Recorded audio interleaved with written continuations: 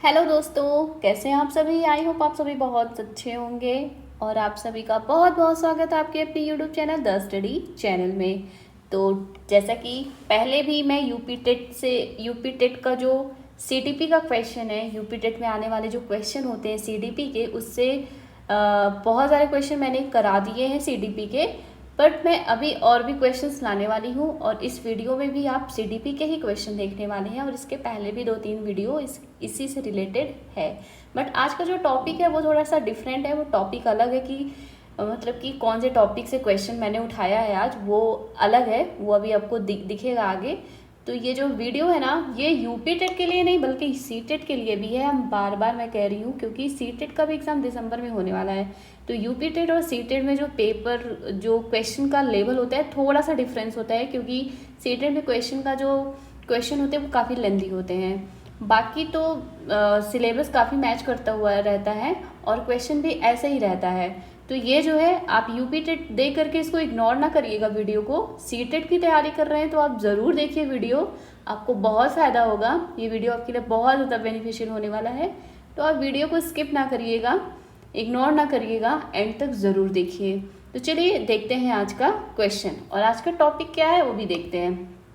आज का जो टॉपिक है वो है आनुवांशिकता एवं परिवेश। आज का जो क्वेश्चन है, जहाँ से मैंने क्वेश्चन उठाया है, वो टॉपिक है आनुवांशिकता एवं परिवेश, हेरिडिटी एंड एनवायरनमेंट। तो इससे जो रिलेटेड क्वेश्चन है वो आज मैं कराने वाली हूँ आप सभी को। तो चलिए स्टार्ट करते हैं और देखते हैं क्वेश्चन। तो पहला क्वेश्चन है कि बाल विकास में बौद्धिक क्षमता के विकास का मानक है। बाल विकास में बौद्धिक क्षमता के विकास का मानक क्या है? परीक्षा में अच्छे नंबर लाना, कक्षा में सबसे पहले प्रश्न का उत्तर देना, दौड़ में प्रथम आना, या फिर उच्च बुद्धि गुणांक का अर्जन। तो इसका सही आंसर हो जाएगा ऑप्शन नंबर 4, उच्च बुद्धि गुणांक का अर्जन। बाल विकास में बौद्धिक क्षमता के विकास का मानक है उच्च बुद्धि गुणांक का अर्जन। अगला प्रश्न है कि कक्षा अनुशासन संबंधित है। कक्षा अनुशासन किससे संबंधित है? विषय की जटिलता से, विलय की रोचकता से, छात्रों को प्रकृति से, विषय के प्रस्तुतिकरण से। इसका जो सही आंसर हो जाएगा कि कक्षा अनुशासन संबंधित है, तो वो इसी से संबंधित है, विषय के प्रस्तुतिकरण से। ऑप्शन नंबर 4 इसका सही आंसर हो जाएगा, विषय के प्रस्तुतिकरण से संबंधित है। अगला प्रश्न है कि वैज्ञानिक दृष्टिकोण संबंधित है। वैज्ञानिक दृष्टिकोण किससे संबंधित है? विज्ञान के प्रयोग से, सोचने समझने की सही शक्ति से, सृजनात्मक कार्य से, ये सभी। तो आप तीनों ऑप्शन देख रहे हैं, तीनों ऑप्शन बिल्कुल सही है। तो इसका सही आंसर हो जाएगा ऑप्शन नंबर 4, ये सभी। वैज्ञानिक दृष्टिकोण संबंधित है इन सभी से। विज्ञान के प्रयोग से संबंधित है, सोचने समझने की शक्ति से संबंधित है, सृजनात्मक कार्य से संबंधित है। तो इसका सही आंसर हो जाएगा ऑप्शन नंबर 4, ये सभी। अगला है कि प्राथमिक स्तर पर शिक्षा का माध्यम क्या होना चाहिए? प्राथमिक स्तर पर शिक्षा का माध्यम क्या होना चाहिए? राजभाषा, अंग्रेजी, राज्य भाषा, मातृभाषा। ये जो टॉपिक है, ये प्राथमिक स्तर का जो टॉपिक है, ये इसमें से बहुत सारे क्वेश्चन पूछे जाते हैं और ये बहुत इंपॉर्टेंट है कि प्राथमिक स्तर पर शिक्षा का माध्यम क्या होना चाहिए, किस प्रकार होना चाहिए। ये ऐसे क्वेश्चन बहुत पूछे जाते हैं टेट में और सी टेट में, दोनों में। तो अभी क्वेश्चन क्या पूछा जा रहा है कि शिक्षा का माध्यम क्या होना चाहिए प्राथमिक स्तर पर। तो आप सभी को पता होगा आई थिंक इसका आंसर क्या होना चाहिए प्राथमिक स्तर पर। तो प्राथमिक स्तर पर शिक्षा का माध्यम होना चाहिए मातृभाषा। क्या होना चाहिए? मातृभाषा होना चाहिए। अब देखते हैं अगला प्रश्न। अगला प्रश्न है कि प्राचीन गल्पों में स्त्रियों को कमतर बौद्धिक क्षमता वाला बताने का सिद्धांत किन कारणों से प्रभावित है? किन कारणों से स्त्रियों को कम बुद्धि क्षमता वाला माना जाता था प्राचीन गल्पों में? तो इसका ऑप्शन है कि परंपरागत ढंग से, पुराने समय में कार्यक्षेत्र सीमित होने के कारण, पैतृक आनुवंशिकता के सिद्धांत के आधार पर, या फिर उनके कार्य के मूल्यांकन के आधार पर। तो इसका सही आंसर हो जाएगा ऑप्शन नंबर 3, पैतृक आनुवंशिकता के सिद्धांत के आधार पर। कैसे? देखिए, जैसे कि आप सभी को पता होगा है कि आरंभिक वर्षों में भारत में जो विभिन्न सभ्यताओं में स्त्रियां एवं पुरुषों को बराबरी का दर्जा हासिल नहीं था। ये बात आप सभी को पता है कि पहले पुरुषों और स्त्रियों में भेद किया जाता था, उनको बराबरी का दर्जा प्राप्त नहीं था। तो पुरुषों के द्वारा दुहाई कार्यों को वो करती थीं और उन्हें आत्मनिर्भर और आत्मनिर्णय तथा स्वतंत्र चिंतन के अवसर नहीं मिलते थे। इसलिए वो पैतृक आनुवंशिकता के सिद्धांत की दुहाई देकर उन्हें कमतर बौद्धिक क्षमता वाली बताया गया है। क्या बताया गया है? कमतर बौद्धिक क्षमता बताया गया है। किस कारण? पैतृक आनुवंशिकता के सिद्धांत के आधार पर बताया गया है। इसका आंसर यही हो जाएगा। अगला प्रश्न है कि यदि शिक्षक कक्षा में किसी छात्र की निंदा करता है तो, कल आप भी एक शिक्षक होंगे, आप अगर किसी छात्र की निंदा करेंगे तो और छात्र मतलब उस छात्र को कैसा फील होगा, ये आपको बताना है। छात्र अपमानित महसूस कर हीनता का शिकार हो जाएगा। सभी छात्र उस अध्यापक से घृणा करने लगेंगे। सभी छात्र उससे डरने लगते हैं। ये उपरोक्त सभी। देखिए, यदि शिक्षक कक्षा में किसी छात्र की निंदा करता है तो वह क्या महसूस करता है? अपमानित महसूस करेगा, हीनता का शिकार हो जाएगा। बहुत सारे बच्चों के साथ ऐसा होता है, क्या पता आपके साथ हुआ हो, किसी और के साथ हुआ हो, पर होता है कि बहुत सारे टीचर ऐसा करते हैं, पर ऐसा करना नहीं चाहिए। ये बहुत ही ज़्यादा हार्मफुल है, मतलब बच्चे के लिए। बच्चा बहुत अपने आप को अपमानित समझने लगता है, वो फेस नहीं कर पाता लोगों से। तो ये चीज़ें कभी नहीं करनी चाहिए, बहुत ही मतलब कि बहुत ही ज़्यादा ख़राब चीज़ होती है। तो शिक्षक को ऐसा काम तो बिल्कुल नहीं करना चाहिए कि किसी छात्र की निंदा करे वो। तो इसका आंसर यही होगा, यदि शिक्षक किसी छात्र की निंदा करता है तो छात्र अपमानित महसूस करेगा और वो हीनता का शिकार हो जाएगा। ऑप्शन नंबर 1 बिल्कुल सही आंसर हो जाएगा इसका। अगला प्रश्न है कि बच्चे के बौद्धिक विकास में परिवेश का योगदान कितना है?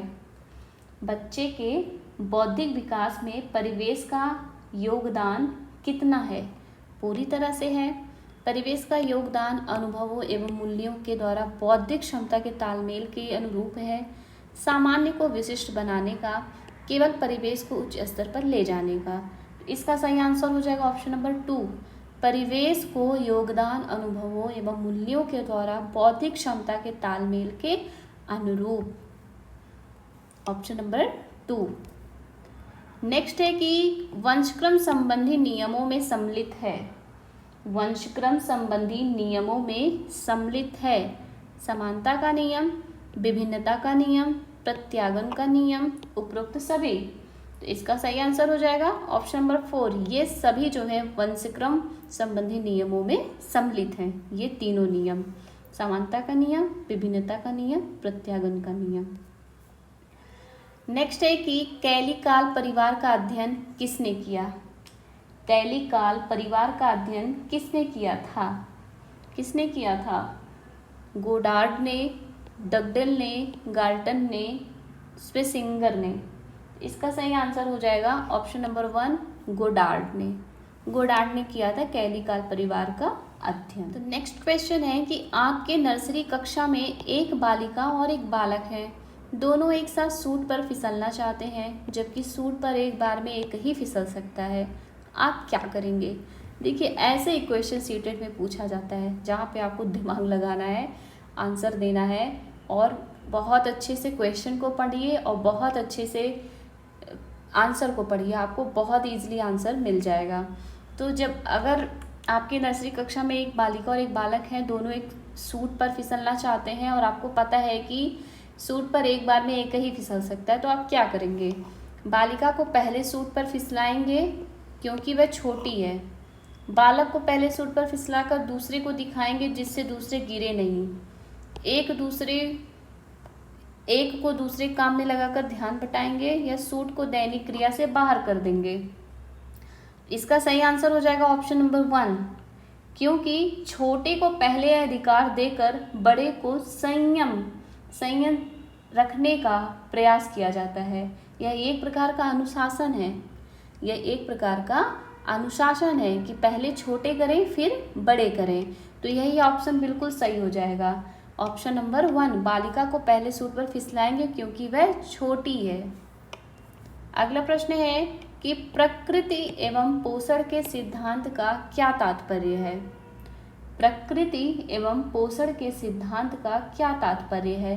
प्रकृति के अनुसार पोषण, बाल विकास को प्रकृति की छत्र छाया में बढ़ाना, प्रकृति यानी पैतृक रूप से विरासत में प्राप्त बौद्धिक संपदा को परिवेश में उपलब्ध गुणवत्तापूर्ण शिक्षा के अनुभवों से पुष्ट करना, पोषण के प्राकृतिक तौर तरीकों के माध्यम से विकास को प्रोत्साहित करना। इसका सही आंसर हो जाएगा ऑप्शन नंबर 3। प्रकृति एवं पोषण के सिद्धांत का तात्पर्य जो है वो यही है कि प्रकृति यानी पैतृक रूप से विरासत में प्राप्त बौद्धिक संपदा को परिवेश में उपलब्ध गुणवत्तापूर्ण शिक्षा के अनुभवों से पुष्ट करना। क्या करना? पुष्ट करना, पोषण करना। अगला प्रश्न है कि जॉन डीवी किस विचारधारा के शिक्षा शास्त्री थे। जॉन डीवी किस विचारधारा के शिक्षा शास्त्री थे। प्रयोजनवाद, आदर्शवाद, प्रगतिवाद, प्रकृतिवाद। इसका सही आंसर हो जाएगा ऑप्शन नंबर 1, प्रयोजनवाद। जॉन डीवी प्रयोजनवाद विचारधारा के शिक्षा शास्त्री थे। नेक्स्ट क्वेश्चन है कि स्टैनफोर्ड बिनेट परीक्षण 1916 किसके द्वारा निर्मित है। स्टैनफोर्ड बिनेट परीक्षण जो कि 1916 में किसके द्वारा निर्मित किया गया था। साइमन द्वारा, बिनेट द्वारा, टर्मन द्वारा, गिलफोर्ड द्वारा। इसका सही आंसर हो जाएगा ऑप्शन नंबर 3, टर्मन द्वारा। किसके द्वारा हुआ था? टर्मन द्वारा हुआ था। स्टैनफोर्ड बिनेट परीक्षण टर्मन द्वारा निर्मित किया गया था। अगला प्रश्न है कि वंशक्रम सिद्धांत के प्रतिपादक हैं। वंशक्रम सिद्धांत के प्रतिपादक गॉल्टन है, वीजमैन है, मेंडल है, सोरेनन है। इसका सही आंसर हो जाएगा मेंडल। वंशक्रम सिद्धांत के प्रतिपादक मेंडल को माना जाता है, मेंडल है। अगला प्रश्न है कि शिक्षण का प्रथम चरण है। शिक्षण का प्रथम चरण है पहले से योजना बनाना, पाठ्य सामग्री को संगठित करना, विद्यार्थियों के बैकग्राउंड को जानना, कोई नहीं। इसका सही आंसर हो जाएगा ऑप्शन नंबर 1, पहले से योजना बनाना। शिक्षण का प्रथम चरण है पहले से योजना बनाना। नेक्स्ट है त्रिभाषा सूत्र संबंधित है। त्रिभाषा सूत्र संबंधित है स्कूल स्तर पर 3 भाषाओं का शिक्षण दिया जाए, प्रत्येक अध्यापक 3 भाषाओं में पढ़ाएं, सरकारी कामकाज 3 भाषाओं में किया जाए, परीक्षा 3 भाषाओं में आयोजित किया जाए। इसका सही आंसर हो जाएगा ऑप्शन नंबर 1, स्कूल स्तर पर 3 भाषाओं का शिक्षण दिया जाए। नेक्स्ट है आपके स्कूल के बच्चों को गणित ओलंपियाड में प्रशस्ति मिली तथा तैराकी में स्वर्ण मिला। आपकी दृष्टि से ऐसी सफलता कही जाएगी, ऐसी सफलता को क्या कहा जाएगा, ये पूछा जा रहा है। ऐसी सफलता को कहा जाएगा जन्मजात प्रतिभा तथा मार्गदर्शन के रूप में परिवेश द्वारा दी गई उच्च सुविधाएं। ऑप्शन नंबर 4 इसका सही आंसर होगा। नेक्स्ट है कि आदर्शवाद की मुख्य शिक्षण विधि है। आदर्शवाद की मुख्य शिक्षण विधि क्या है? क्रिया विधि, अनुभव विधि, प्रश्नोत्तर व वाद विवाद विधि, प्रोजेक्ट विधि। इसका सही आंसर हो जाएगा ऑप्शन नंबर 3, प्रश्नोत्तर व वाद विवाद विधि। आदर्शवाद की मुख्य शिक्षण विधि है प्रश्नोत्तर व वाद विवाद विधि। नेक्स्ट है यदि कोई छात्र विषय विशेष के पढ़ने में अरुचि का प्रदर्शन करे तो शिक्षक को निम्नलिखित उपाय करने चाहिए। यदि आपके कक्षा में, आप जिस कक्षा में पढ़ा रहे हैं उसमें कोई छात्र पढ़ने में रुचि नहीं ले रहा है, अरुचि का प्रदर्शन कर रहा है, तो आप क्या उपाय करेंगे? उसके गृह कार्य में कटौती, प्राचार्य से शिकायत, वास्तविक कारण की खोज, नवीन शिक्षण कार्य प्रदान करेंगे। इसका सही आंसर हो जाएगा ऑप्शन नंबर 3, वास्तविक कारण की खोज करेंगे आप कि किस कारण से वो ऐसा कर रहा है। क्या करेंगे आप? वास्तविक कारण की खोज करेंगे। देखिए यदि कोई छात्र विषय में, किसी विषय विशेष में पढ़ने में अरुचि प्रदर्शन करे तो शिक्षक को उसके वास्तविक कारण की खोज करनी चाहिए कि वो ऐसा क्यों कर रहा है, क्या कारण है इसके पीछे। नेक्स्ट है कि किसी कक्षा में सर्वाधिक महत्वपूर्ण स्थान है।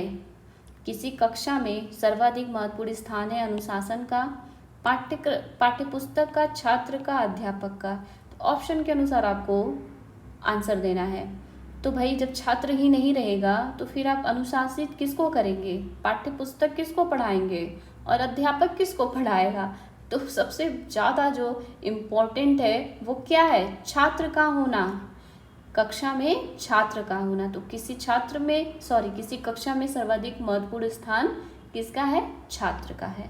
तो ये रहा आज का सेशन। आई होप आप सभी को वीडियो अच्छा लगा होगा और जितने भी क्वेश्चन मैंने कराए हैं वो सभी बहुत तो पूछे गए क्वेश्चन है प्रीवियस ईयर के।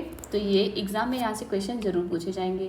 तो आप अच्छे से वीडियो को देख लीजिएगा और इसको शेयर भी कर दीजिए अपने दोस्तों को। अगर नए हैं चैनल पे तो सब्सक्राइब कर लीजिए और शेयर ज़रूर करिए। Thank you.